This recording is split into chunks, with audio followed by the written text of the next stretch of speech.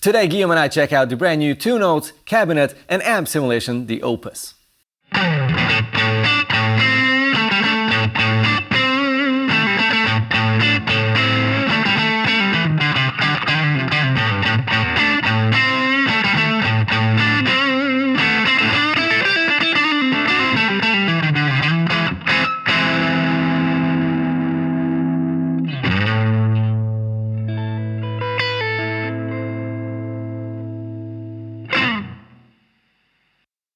Jazz! Give me all the 9 and the 10B.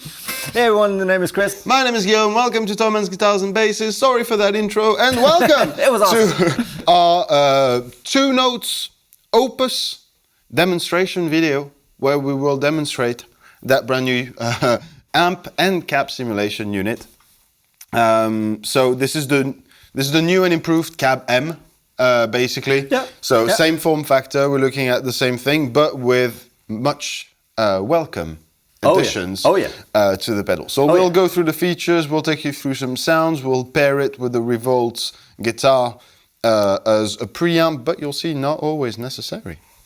It's it's pretty dope. It has 2 features that are like major upgrades, like proper major upgrades compared to the last like Cab M models. Well, the first is the very much beloved idea of being able to control it via MIDI.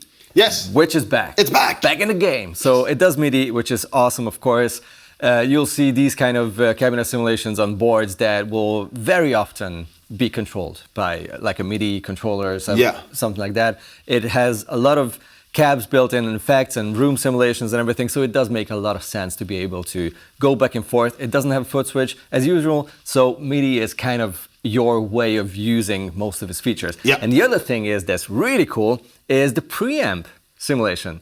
I don't think that was a thing before this. There was a poweramp simulation, of course, and all the cabs and mics and rooms like reverbs and spaces and everything. But with the preamp, this is like a full amp and cabinet and microphone simulated. Like the whole thing except for your pedal board, if you even want to use one, because you don't have to. The playing you just heard was him going straight into the Opus. The Revolt was disengaged, and that's it. That was the preamp, the power amp, and the cab with the mics. I've already said yes 17 times in this video. That's how enthusiastic I am.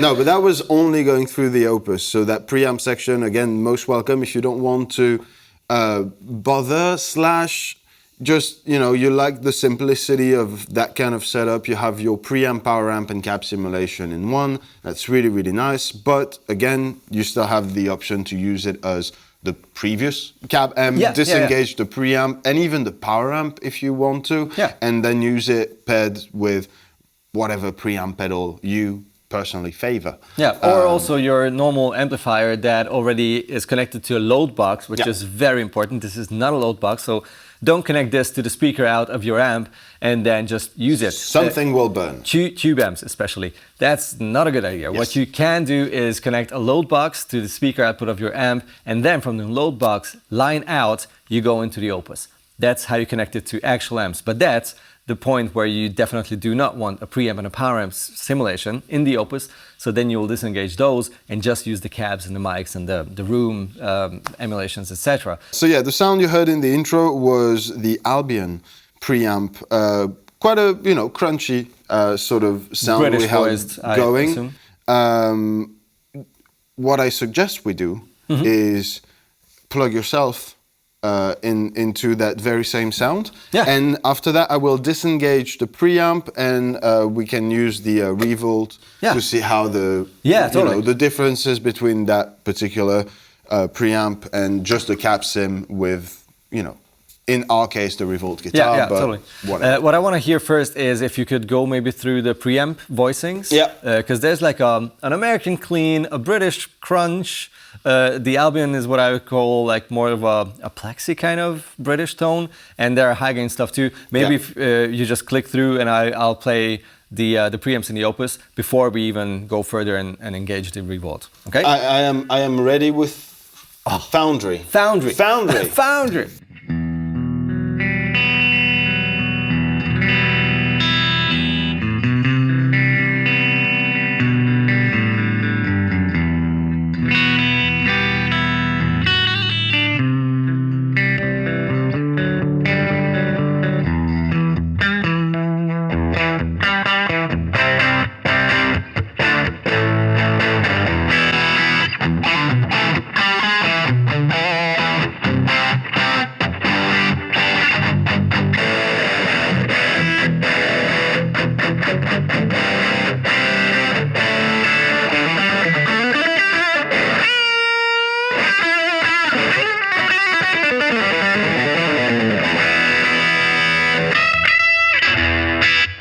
Oh, that's a bass, right?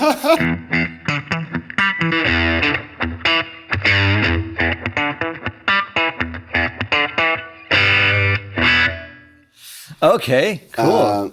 Yeah. That was the last one is the last one. Yeah, Peggy is the bass pre. Yeah, bass pre.